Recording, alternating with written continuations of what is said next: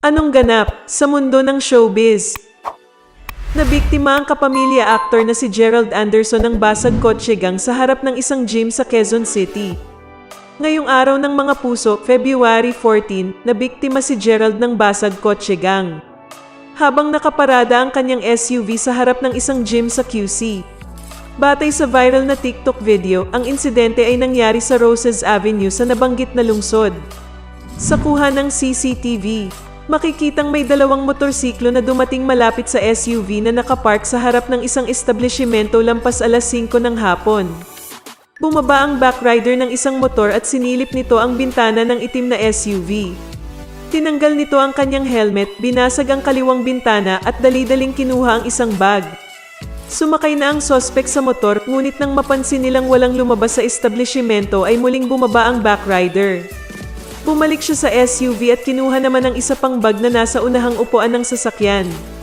Agad umalis ang sospek sakay ng motor at sinundan sila ng isa pang lalaking nakamotor na nagsilbing lookout. Gayunman, natunto ng isa sa sospek matapos magsagawa ng follow-up investigation at operations ang mga tauhan ng NBI Special Action Unit. Nakilala ang sumukong sospek na si John Allen Dancel alias Ilong. Nakuha sa kanya ang isang mamahaling bag, 2 relo at mga gadgets.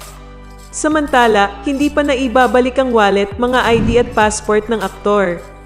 Napag-alaman na nilimas din ang salarin ng crypto wallet ng aktor. Anong masasabi mo sa balitang ito? Anong ganap sa mundo ng showbiz? May bago na namang nolilink kay Gerald Anderson. Hindi kasi kinagat ang chismis kina Gerald at Kylie Padilla na nag-shooting nga ng pelikula sa Switzerland.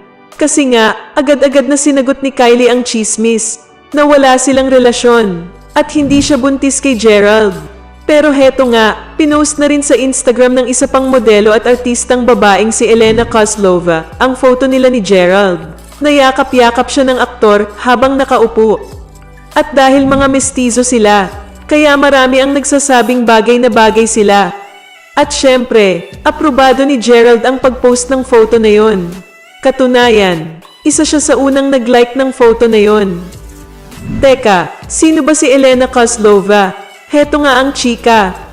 Si Elena nga ang bagong leading lady ni Gerald sa pelikula na ipalalabas sa Netflix na may pamagat na To Russia With Love. At ang photo nila ay gagamiting poster ng movie nila.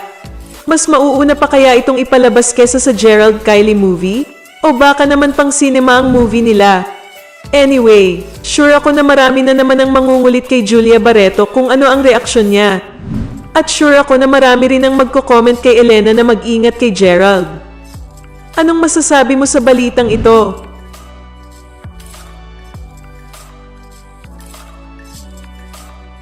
Anong ganap sa mundo ng showbiz? Sa ibinahaging video ni Marjorie Barreto na kuha sa kanilang Christmas celebration, makikita ang reaksyon ni Julia Barreto sa natanggap na regalo mula kay Gerald Anderson. Aniya, iyon ang kanyang kauna-unahang Rolex.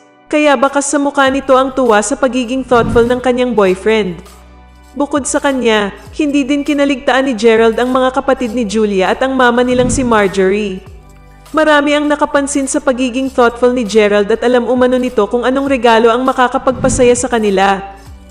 Anong masasabi mo sa balitang ito? Anong ganap sa mundo ng showbiz? Just because hindi kasama ni Julia Barreto sa Bangkok, Thailand si Gerald Anderson ay hindi nakatiis ang mga marites sa pagsasabing nagkahiwalay na ang magnobyo. Panay kasi ang rampa ni Julia sa Bangkok as shown in her Instagram photos. Napansin agad ng mga netizens ang mas gumandang kurba ng aktres. Comments like, "You're so hot," at pagkakaroon ng waistline goals ang nagkakaisang sabi ng mga netizens. Meanwhile, sa Instagram naman ni Gerald ay puro paglalaro ng basketball ang laman nito. Obviously, hindi sila magkasamang lumipad patungong Thailand. Kung hindi kami nagkakamali, ito ang unang biyahe ni Julia palabas ng bansa na ang mga kasama'y mga kaibigan niya. Duda tuloy ng mga netizens.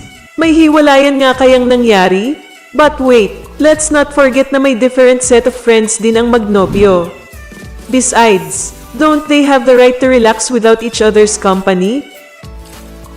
Anong masasabi mo sa balitang ito? Anong ganap sa mundo ng showbiz? Pinakilig ni Julia Barreto ang kanyang kasintahang si Gerald Anderson.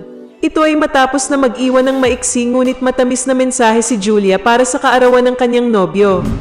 Sa Instagram, ibinahagi nito ang ilang larawan nila ni Gerald sa kanilang mga outing. Caption ni Julia, "Happy birthday my love, my best friend." Nag-reply naman dito si Gerald at sinabing, "Thank you baby ko." Maging ang mga netizen ay kinilig sa dalawa. Anong masasabi mo sa balitang ito?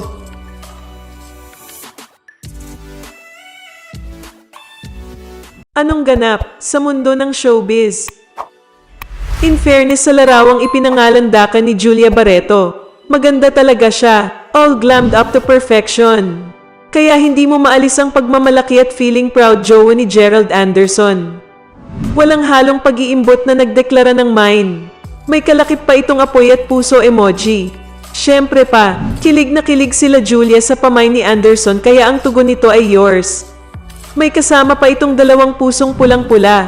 Kaso, mangilan-ngilan lang ang naglulundag sa kilig at tuwa sa kanilang katapatan. Mas marami pa rin ang nauumay at muntik maduwal dahil sa pag-iinarte ni Barreto at Anderson. Para sa mga inggit era, ang pagpayag ni Julia na siya ay ituring na pag-aari at inaangkin ni Gerald na kanya lamang ay may iniiwang mapaklang panlasa sa bibig. Hindi dapat pinapayagan ng babae na siya ay gawing pagmamay-ari ng kahit na sino man. Maski pa kasing popable ni Anderson ang nagpapaandar na ikaw ay sa kanya.